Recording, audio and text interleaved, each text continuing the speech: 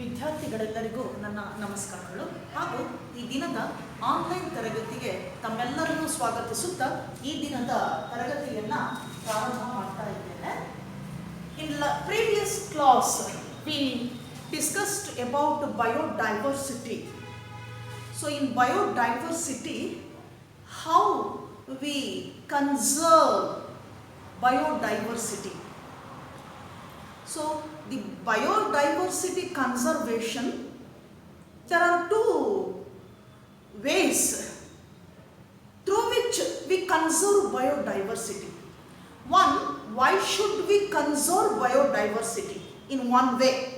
And the second way, how we conserve biodiversity. So how we conserve biodiversity, in that way there are two approaches for conservation of biodiversity. Two approaches, like one is in situ conservation and second approach is ex situ conservation. These two approaches in how we conserve biodiversity. ಯಾವ ರೀತಿ ನಾವು ಸಂರಕ್ಷಣೆ ಮಾಡಬೇಕು ಅನ್ನುವಂತಹ aspect ಅಲ್ಲಿ ನಾವು ಎರಡು approaches ಅನ್ನ ನಾವಿಲ್ಲಿ ನೋಡ್ತಾ ಹೋಗ್ತೀವಿ. ಒಂದನೇದಾಗಿ ನೋಡಿದಂಥದ್ದು ex situ conservation and in situ conservation. In situ conservation and ex situ conservation. So in the previous class we discussed about the first approach, that is in situ conservation. Okay, in situ means that is inside. ಏನಂತ ಹೇಳ್ತೀವಿ ನಾವು ಅದನ್ನ? Inside. So on site.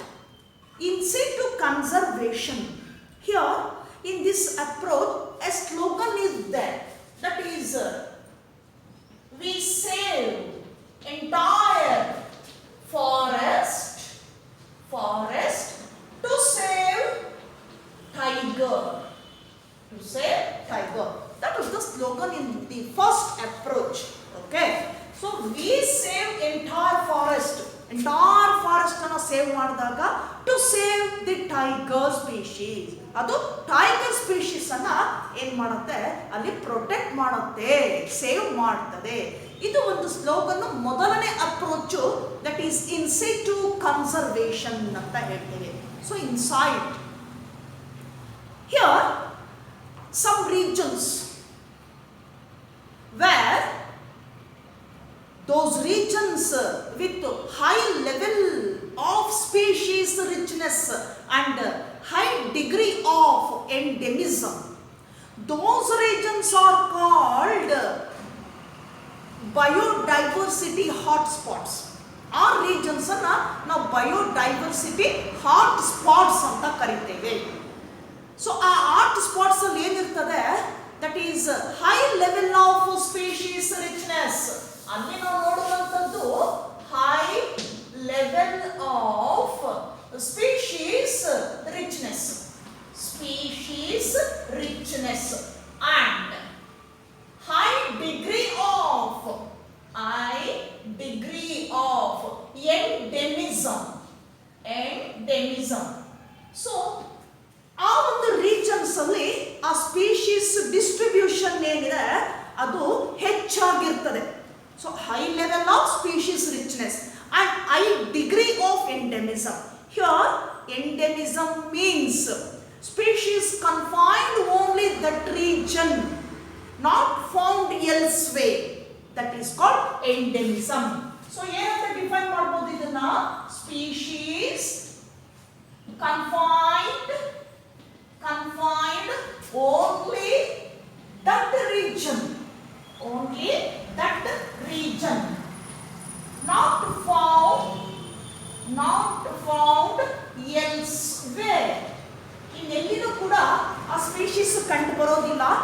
ಯಾವ ಒಂದು ಜಾಗದಲ್ಲಿ distribute ಆಗಿದೆಯೋ ಅಲ್ಲೇ ಇರುವಂಥದ್ದನ್ನ ನಾವು ಎಂಡೆಮಿಸಮ್ ಅಂತ ಕರೀತೇವೆ. ಸೊ ಇದು ನಾವು ಡೈವರ್ಸಿಟಿ ಹಾಟ್ ಸ್ಪಾಟ್ಸ್ ಅಂತ ಕರಿತೇವೆ. Hot spots. So there are such type of hot spots in worldwide. Number is 25. ಹಾಗಾದ್ರೆ ಅಂತ ಹಾಟ್ಸ್ಪಾಟ್ ರೀಜನ್ಸ್ ಜಗತ್ತಿನಾದ್ಯಂತ ಎಷ್ಟು ಇದೆ ಅಂದಾಗ 25 biodiversity hotspots are there. But recently 9 more to be added, that original total. ಮತ್ತೆ ಆ ಒರಿಜಿನಲ್ ಟೋಟಲ್ಗೆ 9 ರೀಜನ್ಸ್ ಅನ್ನ ಹಾಟ್ಸ್ಪಾಟ್ಸ್ ಅನ್ನ ಸೇರಿಸಲಾಗಿದೆ ಇತ್ತೀಚೆಗೆ. ಹಾಗಾದಾಗ so the total is 25 plus 9 is equal to 34. So there are 34 biodiversity hotspots are there, are present. 34 hotspots ಅನ್ನ ಇವತ್ತು ನಾವು ನೋಡ್ತಾ ಇದ್ದೇವೆ.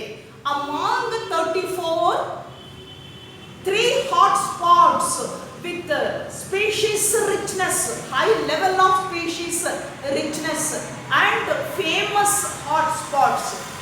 Namely, ಯಾವ್ಯಾವುದು 3 ಈ 34ರಲ್ಲಿ 3 ಏನಾಗಿದೆ ಒಂದು ಪ್ರಸಿದ್ಧಿಯನ್ನು ಪಡೆದಿರತಕ್ಕಂತಹ ಹಾಟ್ಸ್ಪಾಟ್ಸ್. ಯಾವ್ಯಾವುದು ಅಂದಾಗ first one is western Ghats and Sri Lanka and second one is Indo-Burma and third one is Himalayan regions. So these 3 hotspots are famous and they have rich, that high level of species richness among 34. ಈ 3 ಹೆಚ್ಚು ಪ್ರಸಿದ್ಧಿ ಪಡೆದಿರ್ತಕ್ಕಂಥದ್ದು. ನಿಮಗೆ board examination ಅಲ್ಲೂ ಕೂಡ 3 ಮಾರ್ಕ್ಸ್ಗೆ ಇದನ್ನ ಕೇಳ್ತಾರೆ. So 1 right answer, that is 1 hotspot that take 1 marks, ಅದು ಒಂದಕ್ಕೆ 1 ಮಾರ್ಕ್ಸ್ ಸಿಗ್ತದೆ. ಸೊ ಅವು ಯಾವ್ಯಾವುದು ಅಂದಾಗ Indo-Burma, western Ghats and Sri Lanka and third one is Himalayan regions. So here in hotspots species richness is more and also maintained. Okay, ಅಲ್ಲಿ maintain ಮಾಡಲಾಗಿರುವಂಥದ್ದು hotspots ಅಲ್ಲಿ ನೋಡುವಂಥದ್ದು, maintain ಆಗಿರುವಂಥದ್ದು, ಮೇಂಟೈನ್ಡ್ ನ್ಯಾಚುರಲಿ, ಸ್ವಾಭಾವಿಕವಾಗಿ ಅಲ್ಲೇನಾಗಿದೆ ಅಲ್ಲಿ ಮೇಂಟೈನ್ ಆಗಿರುವಂಥದ್ದನ್ನ ನಾವು ಬಯೋಡೈವರ್ಸಿಟಿ ಹಾಟ್ಸ್ಪಾಟ್ಸ್ ಅಲ್ಲಿ ನೋಡ್ತಾ ಇದ್ದೇವೆ. So some species in worldwide distribution they facing threatening,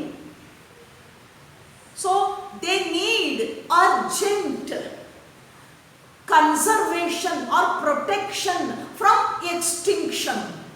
ಅವೇನು ಕಣ್ಮರೆ ಆಗ್ತಾ ಇದೆ ಇವತ್ತು, ಆ ಅಂಚಿನಲ್ಲಿ ಇದೆ, ಕಣ್ಮರೆಯಾಗುವಂತಹ ಅಂಚಿನಲ್ಲಿ ಇದೆ.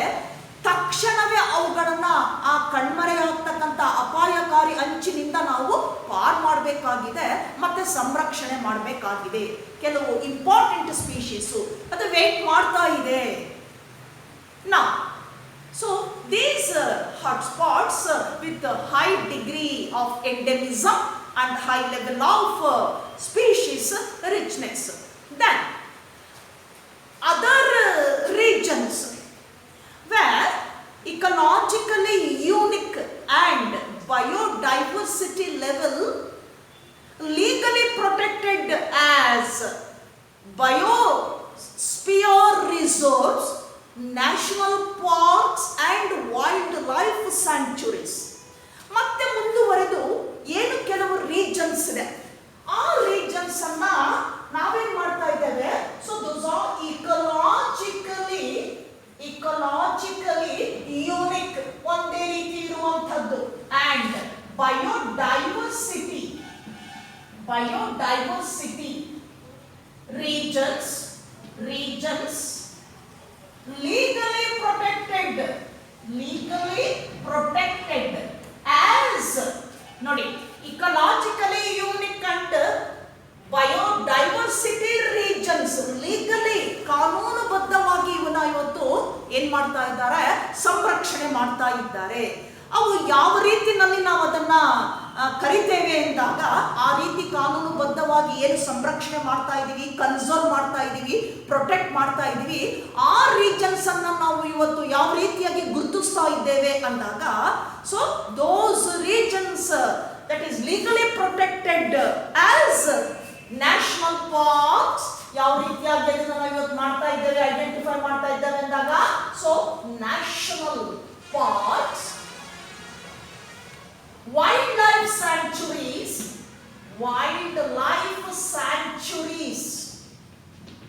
and biosphere reserves.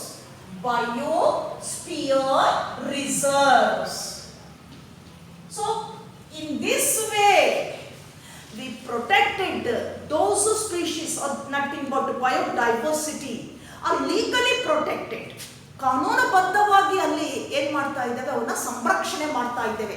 ಎಲ್ಲಿ ಸ್ಪೀಶೀಸ್ಗಳ ಒಂದು ಡಿಸ್ಟ್ರಿಬ್ಯೂಷನ್ ಆಗಿದೆಯೋ ಆ ಒಂದು ರೀಜನ್ಸ್ ಅನ್ನ, ಅವುಗಳನ್ನ ನಾವು ಯಾವ ರೀತಿ ಐಡೆಂಟಿಫೈ ಮಾಡ್ತಾ ಇದ್ದೇವೆ ಅಂದಾಗ ನ್ಯಾಷನಲ್ ಪಾರ್ಕ್ಸ್ ಅಂತ ಹೇಳ್ತೇವೆ. ಸೊ ಹಾಗೇನೆ ವೈಲ್ಡ್ ಲೈಫ್ ಸ್ಯಾಂಕ್ಚುರೀಸ್ ಅಂತ ಕರಿತೇವೆ, ವನ್ಯಜೀವಿ ತಾಣ ಅಂತ ಹೇಳ್ತೇವೆ.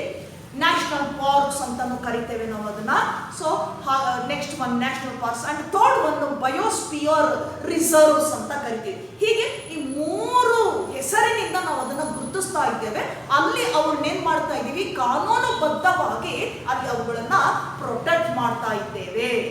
So in India there are 90 different types of national parks at different places of states, different states. ಇವತ್ತು ನಮ್ಮ ಇಂಡಿಯಾದಲ್ಲಿ ನ್ಯಾಷನಲ್ ಪಾರ್ಕ್ಸ್ 90 ರೀತಿಯ ನ್ಯಾಷನಲ್ ಪಾರ್ಕ್ಸ್ ಇದೆ. ಅರ್ಥ ಆಗ್ತಿದೆಯಲ್ಲ? ಸೊ 90 ನ್ಯಾಷನಲ್ ಪಾರ್ಕ್ಸ್ ಇದೆ, ರಾಷ್ಟ್ರೀಯ ಉದ್ಯಾನವನಗಳು ಅಂತ ಹೇಳ್ತೇವೆ ನಾವು ಅದನ್ನ. ಅಂಥದ್ದು 90 ಬೇರೆ ಬೇರೆ ರಾಜ್ಯದಲ್ಲಿ ಇವತ್ತು ನಾವು ನೋಡ್ತಾ ಇದ್ದೇವೆ, ಮೇಂಟೈನ್ ಮಾಡಿದ್ದೇವೆ. ಅಲ್ಲಿ ಡೈವರ್ಸಿಟಿಯನ್ನ ಕನ್ಸರ್ವ್ ಮಾಡಿದ್ದಾರೆ, ಪ್ರೊಟೆಕ್ಟ್ ಮಾಡಿದ್ದಾರೆ ಕಾನೂನುಬದ್ಧವಾಗಿ. ಹಾಗೇನೆ ವೈಲ್ಡ್ ಲೈಫ್ ಸ್ಯಾಂಕ್ಚುರೀಸ್ ಎಷ್ಟಿದೆ ಇನ್ ಇಂಡಿಯಾ ಅಂದಾಗ 448 wild life sanctuaries. So well protected in different places of different States in India. ಬೇರೆ ಬೇರೆ ರಾಜ್ಯಗಳಲ್ಲಿ, ಬೇರೆ ಬೇರೆ ಜಿಲ್ಲೆಗಳಲ್ಲಿ ಏನಾಗಿದೆ, ಇದನ್ನ ನಾವು ಇವತ್ತು ಮೇಂಟೈನ್ ಮಾಡ್ತಾ ಇದ್ದೇವೆ, ಪ್ರೊಟೆಕ್ಟ್ ಮಾಡ್ತಾ ಇದ್ದೇವೆ. ಯಾವ ರೀತಿನಲ್ಲಿ ವೈಲ್ಡ್ ಲೈಫ್ ಸ್ಯಾಂಕ್ಚುರೀಸ್, ವನ್ಯಧಾಮ, ವನ್ಯ ಜೀವಿ ತಾಣ ಅಂತ ಹೇಳ್ತೇವೆ. ಅಂಥದ್ದು 448 ಇದೆ. ಆಗ್ತಾ ಇರ್ತಕ್ಕಂಥ ವೈಲ್ಡ್ ಲೈಫ್ ಸ್ಯಾಂಕ್ಚುರೀಸ್ 448 ಇಂಡಿಯಾದಲ್ಲಿ ಇರುವಂಥದ್ದು. Then biosphere reserves. So these are 14 biosphere reserves in India. Biosphere reserves ಎಷ್ಟಿದೆ? 14 ಅಂತಹ ಒಂದು ತಾಣಗಳನ್ನ ನಾವಿಲ್ಲಿ ನೋಡ್ತಾ ಇದ್ದೇವೆ. ಎಲ್ಲಿ? ಇಂಡಿಯಾದಲ್ಲಿ ನಾವು ನೋಡ್ತಾ ಇದ್ದೇವೆ. ಸೊ ಇದು ನಾವೇನಂತ ಹೇಳ್ತೇವೆ, legally protected in India, ecologically unique and biodiversity legally protected as these three regions like national parks, wildlife sanctuaries and biosphere reserves. Now India has a history of cultural, traditional, religious way to protect nature. ನಾವು ಏನು ನಮ್ಮ ಒಂದು ಭಾರತದಲ್ಲಿ ಸಾಂಪ್ರದಾಯಿಕವಾಗಿ ಒಂದು ಇತಿಹಾಸನೇ ಇದೆ. ಆ ಇತಿಹಾಸದಂತೆ ಏನು ಅಂದರೆ, ಭಾರತದಲ್ಲಿ ಸಾಂಪ್ರದಾಯಿಕವಾಗಿ ಸಂಸ್ಕೃತಿಯ ಹಿನ್ನೆಲೆಯಲ್ಲಿ ಹಾಗೆ ಒಂದು ಏನು ಒಂದು ಅದರದ್ದೇ ಆಗಿರ್ತಕ್ಕಂಥ ಒಂದು ಹಿನ್ನೆಲೆ ಇದೆ. ಆ ರೀತಿಯಲ್ಲಿ ಇವತ್ತು ಬೇರೆ ಬೇರೆ ಕಡೆ ಬೇರೆ ಬೇರೆ ಬುಡಕಟ್ಟು ಜನಾಂಗದವರು, ರಿಲಿಜಿಯಸ್ ಅಂತ ಹೇಳ್ತೇವೆ, ಕಮ್ಯುನಿಟೀಸ್. ಸೊ ಈ ಬುಡಕಟ್ಟು ಜನಾಂಗದವರು ಏನಿದ್ದಾರೆ, ನೇಚರನ್ನು ಅವರ ಒಂದು ಧಾರ್ಮಿಕ ರೀತಿಯಲ್ಲಿ ಅಥವಾ ಸಾಂಸ್ಕೃತಿಕ ರೀತಿಯಲ್ಲಿ ತಮ್ಮದೇ ಆಗಿರ್ತಕ್ಕಂತಹ ಒಂದು ರೀತಿಯಲ್ಲಿ ಏನು ಮಾಡ್ತಾ ಇದ್ದಾರೆ, ನೇಚರನ್ನು ಪೂಜ್ಯ ಭಾವನೆಯಿಂದ ಅದನ್ನು ಪ್ರೊಟೆಕ್ಟ್ ಮಾಡ್ತಾ ಇದ್ದಾರೆ.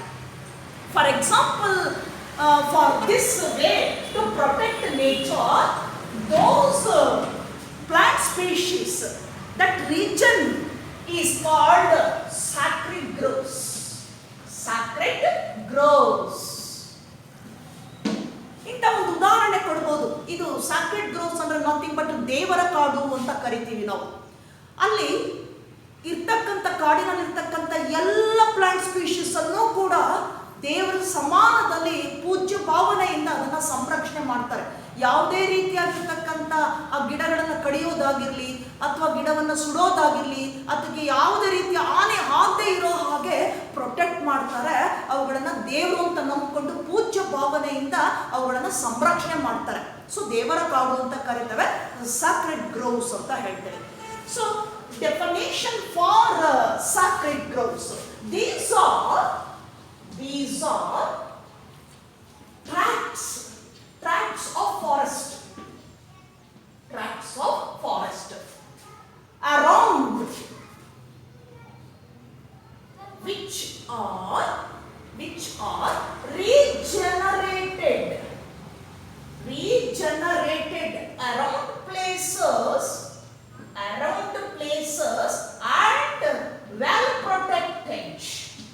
and well protected. So that is sacred groves. ಹಾಗಂದ್ರೆ these are tracts nothing but fragments, ತುಣುಕುಗಳು. ಏನು ಒಂದು ಸ್ಪೀಶೀಸ್ ಇದೆ, ಪ್ಲಾಂಟ್ ಸ್ಪೀಶೀಸ್, ಅಪರೂಪವಾಗಿರ್ತಕ್ಕಂಥ ಪ್ಲಾಂಟ್ ಸ್ಪೀಶೀಸ್ ಅನ್ನು ಕಾಪಾಡಲಾಗಿದೆ ಈ ವೇನಲ್ಲಿ ಪೂಜ್ಯ ಭಾವನೆಯಿಂದ ಅವುಗಳನ್ನು ಸಂರಕ್ಷಣೆ ಮಾಡುವಂಥದ್ದು. ಸೊ ಅಂತ ಒಂದು ಫ್ರಾಗ್ಮೆಂಟ್ಸ್ ಅಂತ ಕಾಡುಗಳನ್ನು ನೋಡ್ತೀವಿ, ಅಥವಾ ಅದನ್ನು ನಾವು ಟ್ರ್ಯಾಕ್ಸ್ ಅಂತ ಕರಿತೇವೆ. ಫಾರೆಸ್ಟ್ ಅಲ್ಲಿ ಉಳ್ಕೊಂಡಿರ್ತಕ್ಕಂತಹ fragments. So these are tracks of forest which are regenerated around places. ಮತ್ತೆ ಅದನ್ನ ಏನ್ ಮಾಡ್ತಾ ಇದ್ದಾರೆ, ಅದನ್ನ ಬೆಳೆಸ್ತಾ ಇದ್ದಾರೆ.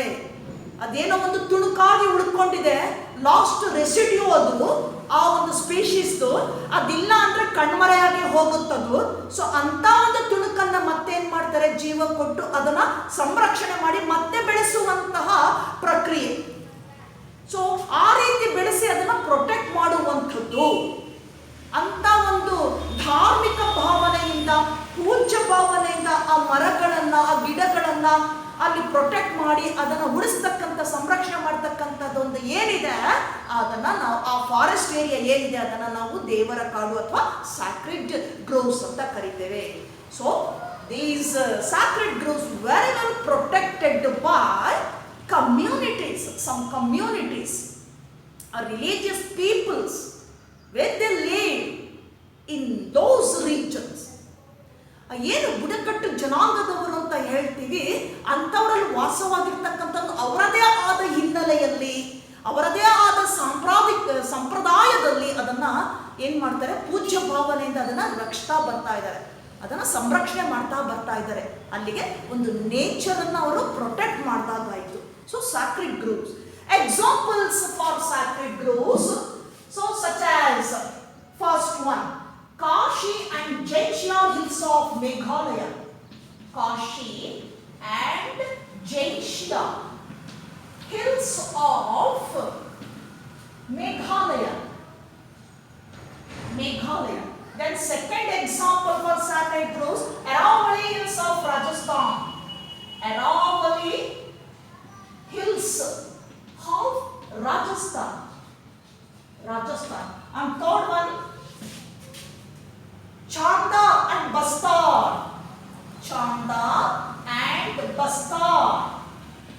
Bastar of Madhya Pradesh. And fourth one, Western Ghats of Karnataka and Maharashtra. Western Ghats of ಪಶ್ಚಿಮ ಘಟ್ಟಗಳು ಅಂತ ಹೇಳ್ತಿರಲ್ಲ ಅದು, Western Ghats of Karnataka and Maharashtra, border ಇರ್ತಕ್ಕಂಥದ್ದು. Okay, so these are the four main examples for sacred groves in India. Okay, so first one, Kashi and Jaintia hills of Meghalaya, Aravalli hills of Rajasthan, Chanda and Bastar of Madhya Pradesh, and Western Ghats of Karnataka and Maharashtra. So among these four main sacred groves, the Meghalayan, that is Kashi and Jaintia hills of Meghalaya, in that region some rare species of plants and wildlife are very well protected. ಅಲ್ಲೇನಾಗಿದೆ, ಕೆಲವು ಅಪರೂಪದ species ಅನ್ನ protect ಮಾಡಲಾಗಿದೆಯಂತೆ. ಮೇಘಾಲಯದಲ್ಲಿರ್ತಕ್ಕಂತಹ ಯಾವುದದು ಪಾರ್ಷಿಯನ್ ಚೈನ್ಶಿಯಾ hills ಅಲ್ಲಿ ಅಪರೂಪವಾಗಿರ್ತಕ್ಕಂಥ plant species ಮತ್ತೆ wild life ಏನಿದೆ, ಬೇರೆ ಎಲ್ಲರೂ ಕೂಡ ಆ ಸ್ಪೀಶೀಸ್ ಕಂಡು ಬರ್ತಾ ಇಲ್ಲ. ಸೊ ಅಂಥದ್ದನ್ನ ಅಲ್ಲಿ ಏನಾಗಿದೆ, ಒಂದು ಸಂರಕ್ಷಣೆ ಕನ್ಸರ್ವ್ ಮಾಡಲಾಗಿದೆ ಮೇಘಾಲಯದಲ್ಲಿ. So Meghalaya some rare species of plants and wildlife. So that is the last refugees ಅಂತ ಕರಿತೀವಿ. ಅಂದ್ರೆ ಕೊನೆಯದಾಗಿ ಉಳಿದಿರ್ತಕ್ಕಂತಹ ಆ ಸ್ಪೀಶೀಸು, ಅವುಗಳ ಒಂದು ಪಾಪ್ಯುಲೇಷನ್ ನಲ್ಲಿ, ಅವುಗಳ ಒಂದು ಜನರೇಷನ್ ನಲ್ಲಿ ಕೊನೆಯ ರೆಫ್ಯೂಜೀಸ್ ಅದು. ಅಂದ್ರೆ ಕೊನೆಯ ಒಂದು ತುಣುಕುಗಳದು, ಕೊನೆಯದಾಗಿ ಉಳಿದಿರ್ತಕ್ಕಂಥ species.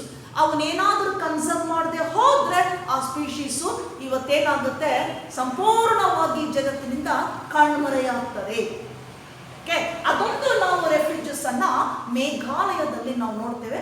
Very rare species of plants and wild life.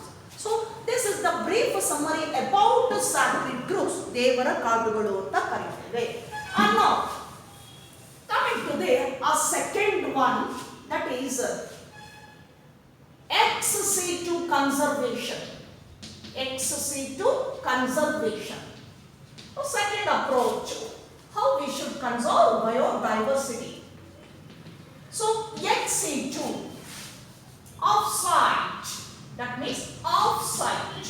Okay, that one is inside, this is off-site. Ex situ conservation. Now here in this approach, some threatened animals are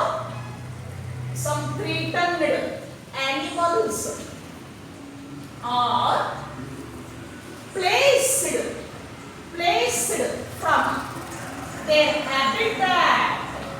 their habitat into special settings where the natural conditions are provided. ಈಗ ಈ approach ಅಲ್ಲಿ ಏನ್ ಮಾಡ್ತಾ ಇದ್ದೇವೆ ನಾವು ಅಂದಾಗ, here threatened ಅಂದ್ರೆ ಅಪಾಯಕಾರಿಯ ಅಂಚಿನಲ್ಲಿರುವಂತಹ animals ಅನ್ನ, ಸೊ ಅನಿಮಲ್ಸ್ ಆರ್ ಪ್ಲೇಸ್ಡ್, ಅಲ್ಲಿ ಏನು ಯಾವ ಜಾಗದಲ್ಲಿ ಅಪಾಯಕಾರಿ ಅಂಚಿನಲ್ಲಿರ್ತಕ್ಕಂಥ ಏನು ಅನಿಮಲ್ಸ್ ಇದೆ ಅವುಗಳನ್ನ ಆ ಪ್ಲೇಸ್ ನಿಂದ ಏನ್ ಮಾಡ್ತಿದ್ದೀವಿ, ನಾವು ಹೊರಗೆ ತರ್ತಾ ಇದ್ದೇವೆ. ಹೊರಗೆ ತಂದು ಅವುಗಳನ್ನ ಎಲ್ಲಿಗೆ ಶಿಫ್ಟ್ ಮಾಡ್ತಿದ್ದೀವಿ ಅಂದಾಗ, ಅವುಗಳಿಗೆ ಆಗಿ ಅವುಗಳನ್ನ ಕನ್ಸರ್ವ್ ಮಾಡೋದಕ್ಕಾಗಿ ಇರ್ತಕ್ಕಂಥ ಸ್ಪೆಷಲ್ ಸೆಟ್ಟಿಂಗ್ಸ್ ಇದೆ. ಸೊ ಆ ರೀಜನ್ಸ್ಗೆ ಅವುಗಳನ್ನ ಶಿಫ್ಟ್ ಮಾಡುವಂಥದ್ದು, ಅವಿರ್ತಕ್ಕಂಥ ಹ್ಯಾಬಿಟ್ಯಾಟ್ಸ್ ಇಂದ ಅವುಗಳನ್ನ ಸಂರಕ್ಷಣೆ ಮಾಡೋದಕ್ಕೋಸ್ಕರನೇ ಆ ಸ್ಪೆಷಲ್ ಸೆಟ್ಟಿಂಗ್ಸ್ ಇರ್ತಕ್ಕಂಥ ರೀಜನ್ಸ್ಗೆ ಶಿಫ್ಟ್ ಮಾಡುವಂಥದ್ದು. So they shifted into special setting regions. Those regions named as ಏನಂತ ಕರಿತೇವೆ ಅದಕ್ಕೆ ಅಂದಾಗ, zoological parks. That wildlife safari and botanical gardens.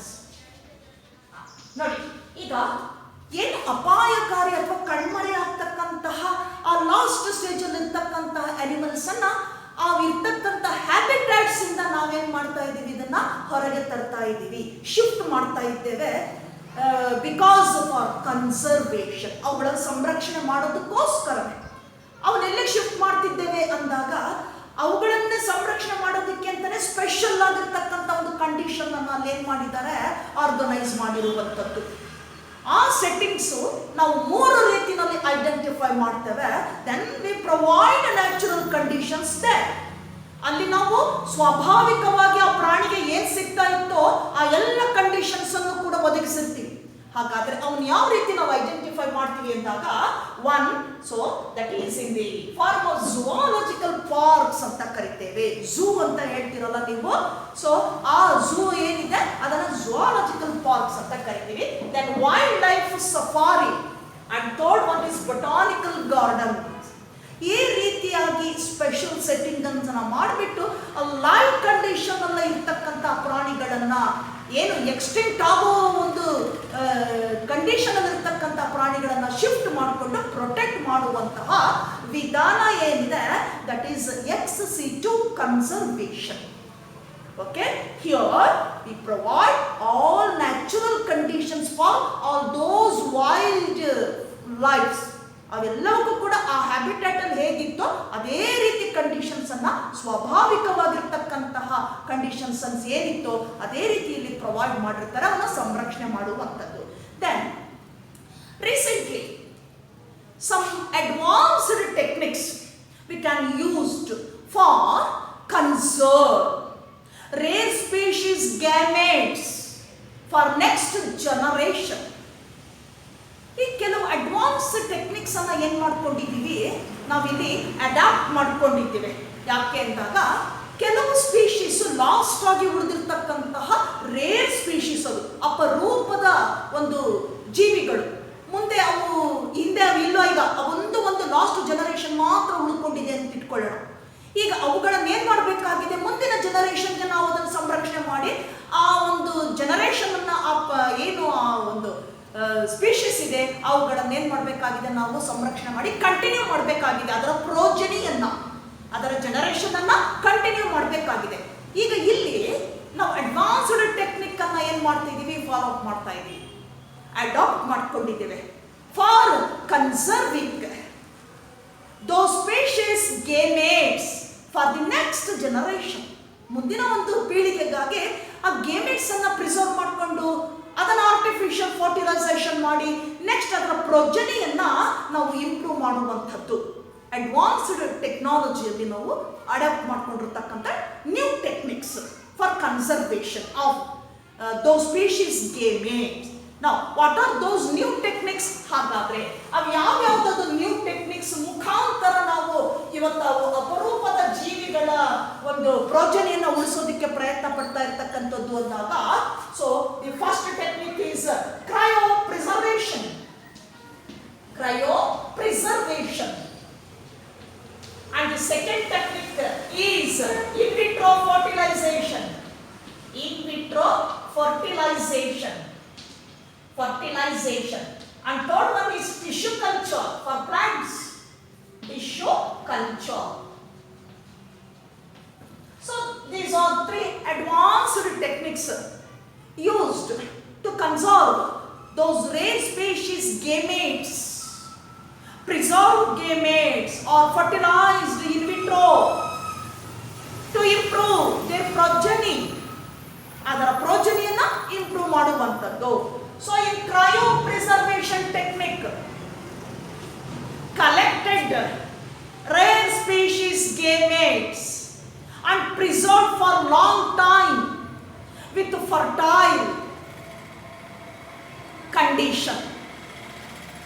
ಇಲ್ಲಿ ಆ ರೇರ್ ಸ್ಪೀಶೀಸ್ ಗೇಮೆಟ್ಸ್ ಅನ್ನ ಏನ್ ಮಾಡ್ತಾರೆ, ಕಲೆಕ್ಟ್ ಮಾಡಿಕೊಂಡು either a male or female, then both gametes collect ಮಾಡ್ಕೊಂಡು ಏನ್ ಮಾಡ್ತಾರೆ, ಪ್ರಿಸರ್ವ್ ಮಾಡ್ತಾರೆ ಅದನ್ನ.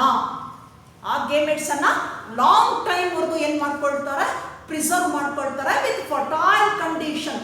ಅಂದ್ರೆ ಅವು ಯಾವ ರೀತಿನೂ ಕೂಡ ಡ್ಯಾಮೇಜ್ ಆಗಬಾರ್ದು, ರಿಪ್ರೊಡ್ಯೂಸ್ ಅಂದ್ರೆ ಫರ್ಟಿಲೈಸೇಷನ್ ಆಗುವಂತ ಸಾಮರ್ಥ್ಯವನ್ನ ಉಳಿಸ್ಕೊಂಡಿರುವಂತದ್ದು. So that is fertile condition. Then viable condition. Viable means long period ವರೆಗೂ ಕೂಡ ಆ ರೆಸಿಸ್ಟೆನ್ಸ್ ಪವರ್ ಅನ್ನು ಉಳಿಸ್ಕೊಂಡಿರ್ತಕ್ಕಂಥದ್ದು. Maintained resistance power for long time, that is viability. Especially this word related to plant seeds. I mean pollen grains, male gametophyte pollen grains. Pollen grains have different viability. Starts from 1 week to 10,000 years. 10,000 ವರ್ಷದವರೆಗೂ ವಯಾಬಿಲಿಟಿಯನ್ನು ಹೊಂದಿರತಕ್ಕಂಥದ್ದು pollen grains. So ನಾವೆಲ್ಲಿ plants ಅಲ್ಲಿ ಮೇಲ್ gametophyte ಅಂದಾಗ pollen grains. So ಅದರ ವಯಾಬಿಲಿಟಿನ ಏನ್ ಮಾಡ್ಬೇಕು, ಇಲ್ಲಿ ನಾವು ಆ ಒಂದು ವಯಾಬಿಲಿಟಿ ಮತ್ತೆ ಫರ್ಟೈಲ್ ಕಂಡೀಷನ್ ಅನ್ನ ನಾವು ಮೇಂಟೈನ್ ಮಾಡಬೇಕಾಗಿದೆ ಫಾರ್ ಲಾಂಗ್ ಟೈಮ್, ತುಂಬಾ ಹೆಚ್ಚಿನ ಕಾಲಾವಧಿಯವರೆಗೆ. ಎಲ್ಲಿ ಅಂದಾಗ through this technique, that is cryopreservation. ಈ ಕ್ರಯೋ ಪ್ರಿಸರ್ವೇಷನ್ ಟೆಕ್ನಿಕ್ ಇಂದ ಅವುಗಳನ್ನ ಆ ವಯಾಬಿಲಿಟಿ ಮತ್ತೆ ಆ ಫರ್ಟೈಲ್ ಕಂಡೀಷನ್ ಅನ್ನ ಪ್ರಿಸರ್ವ್ ಮಾಡಿಕೊಂಡು ನೆಕ್ಸ್ಟ್ ಲಾಂಗ್ ಟೈಮ್ ಆದ ನಂತರ ನಮಗೆ ಯಾವಾಗ ಬೇಕಾಗ್ತದೋ ಸೂಟಬಲ್ ಕಂಡೀಷನ್ ಅಲ್ಲಿ ಆಗ ಅದನ್ನ ಫರ್ಟಿಲೈಸ್ ಮಾಡಿಬಿಟ್ಟು ಪಾಲಿನೇಷನ್ ಮಾಡಿಕೊಂಡು ಆನಂತರ ಅದರಿಂದ ನೆಕ್ಸ್ಟ್ ನಾವು ಸೀಡ್ಸನ್ನು ಅಥವಾ ಪ್ರಾಪಗೇಟ್ ಮಾಡುವಂಥದ್ದು, ಅದರ ತಳಿಯನ್ನು ಇಂಪ್ರೂವ್ ಮಾಡುವಂಥದ್ದು. So that is cryopreservation. In animal side, collected gametes, both male and female gametes. That male gamete sperms also preserved for long time with fertile condition.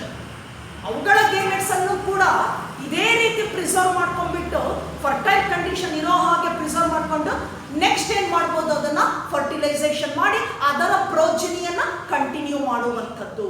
So that is cryopreservation, a new technique for conservation of those species, extinct, threatened species. Okay. Then second one, in vitro fertilization.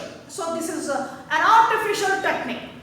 ಇದು ಕೂಡ ಒಂದು ಕೃತಕವಾಗಿ ನಾವು ಮಾಡುವಂತ ಗರ್ಭಧಾರಣೆ ಮಾಡುವಂತಹ ವಿಧಾನ, in vitro fertilization, through which fertilized female gamete with egg at outside the body of female, then transferred fertilized egg directly into the reproductive tract of female.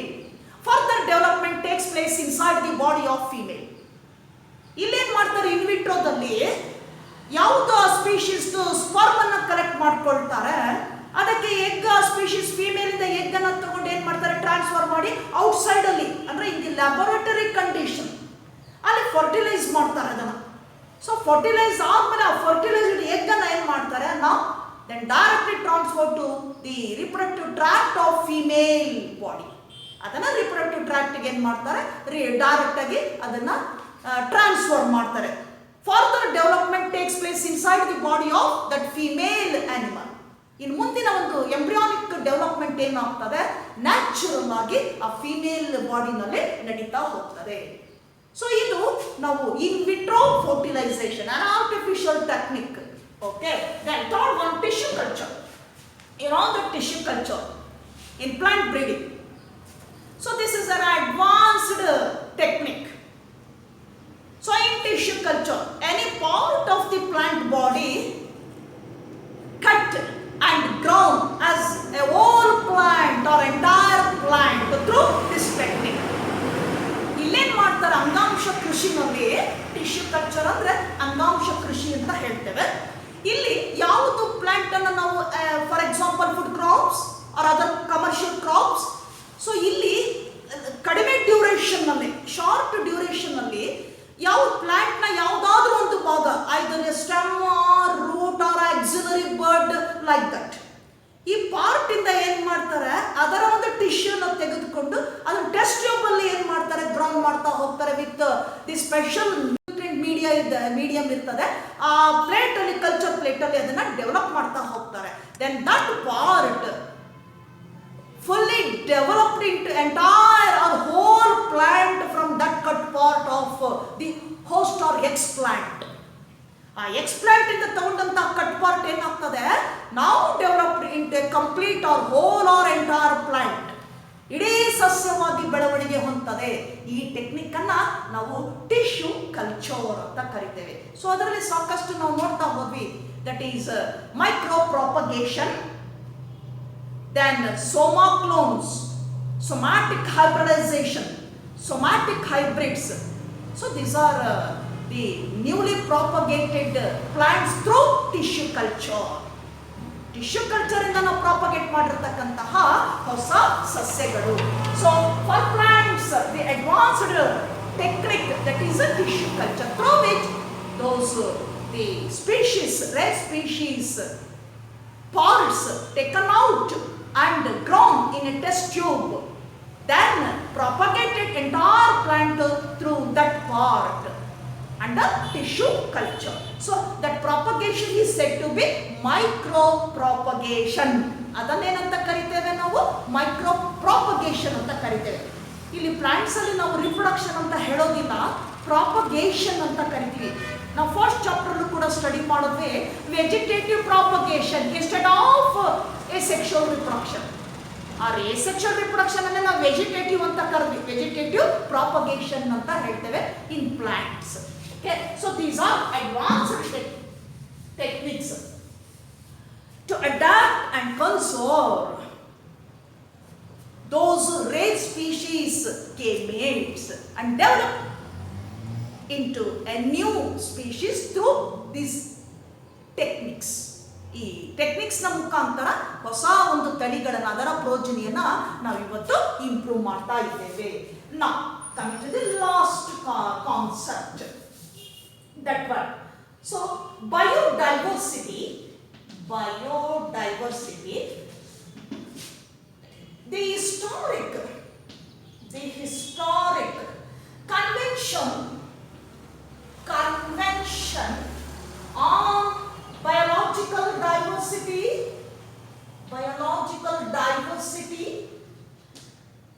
that summit held on Rio de Janeiro. ನೋಡಿ, ಒಂದು 2 summit ನಡೀತದೆ ಈ ಒಂದು preservation ಅಥವಾ conservation of biodiversity ಅದರ ಒಂದು basis ಮೇಲೆ ಈ ಒಂದು ಜಗತ್ತಿನಾದ್ಯಂತ ಎಲ್ಲ ರಾಷ್ಟ್ರಗಳನ್ನು ಅಲ್ಲಿ ಒಗ್ಗೂಡಿಸ್ಕೊಂಡು ಯಾವ ರೀತಿ ಕನ್ಸರ್ವ್ ಮಾಡಬೇಕಾಗ್ತದೆ ನಿಮ್ಮ ಲೆವೆಲಲ್ಲಿ ಅನ್ನುವಂಥದ್ದಕ್ಕೆ ಒಂದು ಸಮಿಟನ್ನು ಇಲ್ಲಿ ಏನು ಮಾಡ್ತಾರೆ, 2 ಪ್ಲೇಸ್ಗಳಲ್ಲಿ ಕಂಡಕ್ಟ್ ಮಾಡ್ತಾರೆ. So one is the historic convention on biological diversity that is held in Rio de Janeiro in 1992. Rio de Janeiro in 1992, 1992ರಲ್ಲಿ ರಿಯೋ ಡಿ ಜನೈರೋ ಅನ್ನುವಂಥ ಪ್ಲೇಸಲ್ಲಿ ಇದನ್ನ ಕಂಡಕ್ಟ್ ಮಾಡ್ತಾರೆ. ವರ್ಲ್ಡ್ ಸಮಿಟ್ ಅಂತ ಹೇಳ್ತೀವಿ ನಾವು ಇದನ್ನ.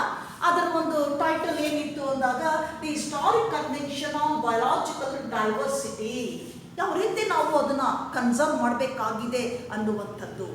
So in this summit take appropriate measures to conserve biodiversity. ಇಲ್ಲಿ ಏನು ತಗೊಳ್ಳಾಯಿತು ಇಲ್ಲಿ ಅಂದಾಗ, ಏನು ಕ್ರಮಗಳನ್ನು ತಗೊಳ್ಳಾಯಿತು ಅಂದಾಗ, ಯಾವ ರೀತಿಯಾಗಿ ಯಾವ ಕ್ರಮಗಳನ್ನು ಅನುಸರಿಸಿ ನಾವು ಬಯೋಡೈವರ್ಸಿಟಿಯನ್ನು ಇವತ್ತು ಸಂರಕ್ಷಣೆ ಮಾಡಬೇಕಾಗಿದೆ ಅನ್ನುವಂಥದ್ರ ಮೇಲೆ ಆ ಒಂದು ವರ್ಲ್ಡ್ ಸಮಿಟ್ ನಡೆಸಲಾಯಿತು Rio de Janeiro. Then another one that is held in Johannesburg of South Africa. Johannesburg of South Africa. Title that is World Summit on sustainable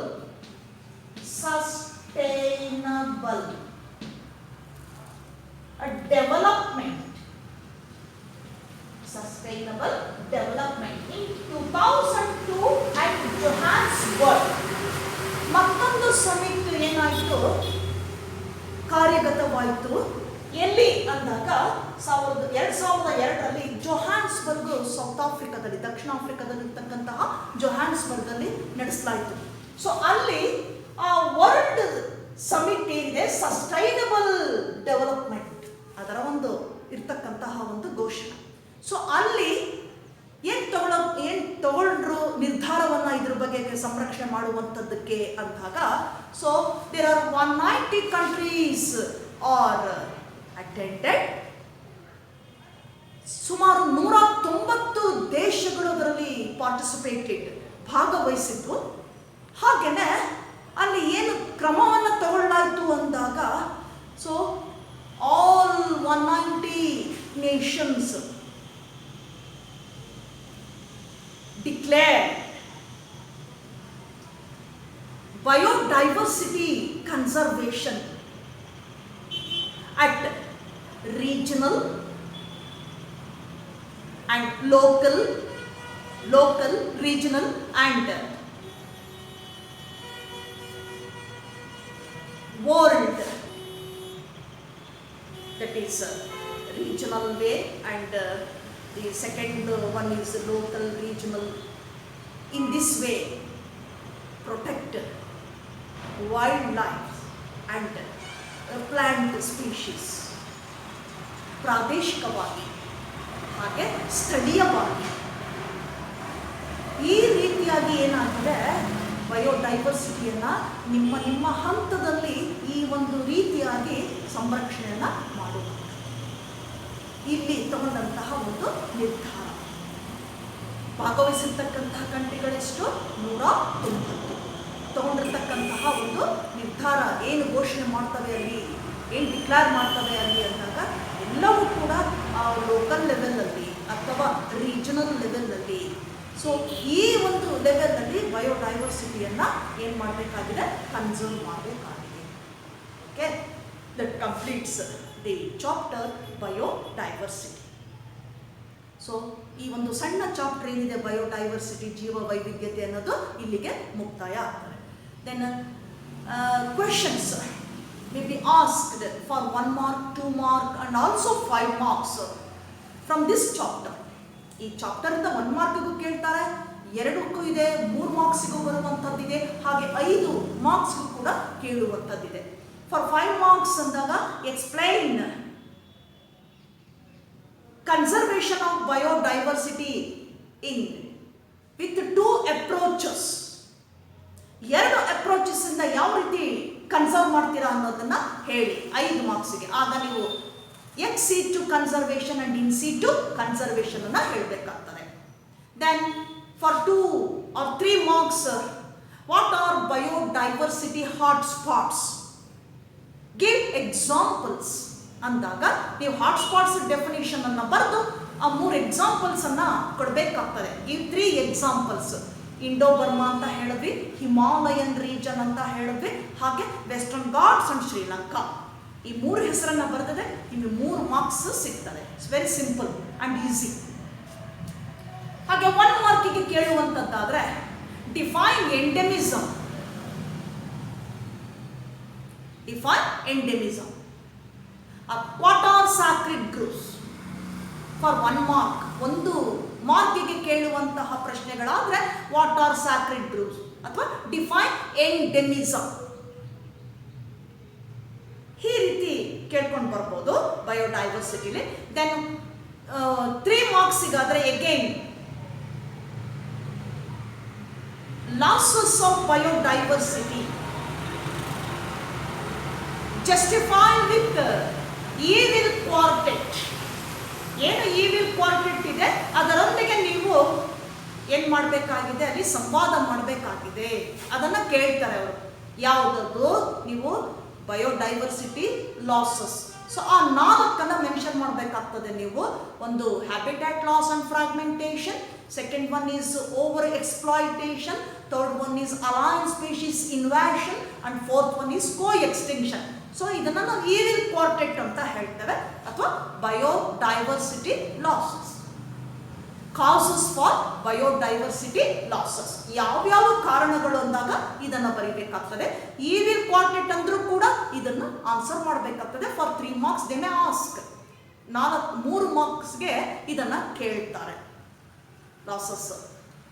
so ಇದಿಷ್ಟು. Then 1 more important question from this chapter, that is why tropical region has rich species than temperate region.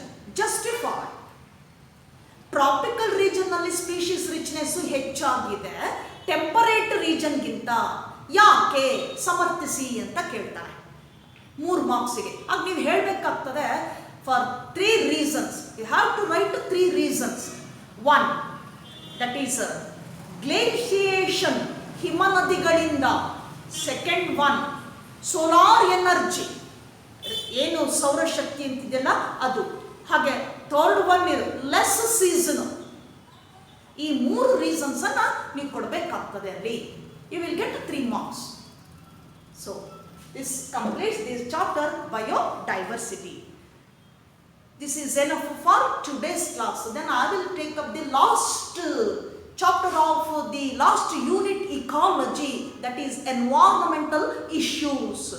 So environmental issues is the last chapter of ecology unit. Then I will take up the first concept of environmental issue in next class. Till then, goodbye.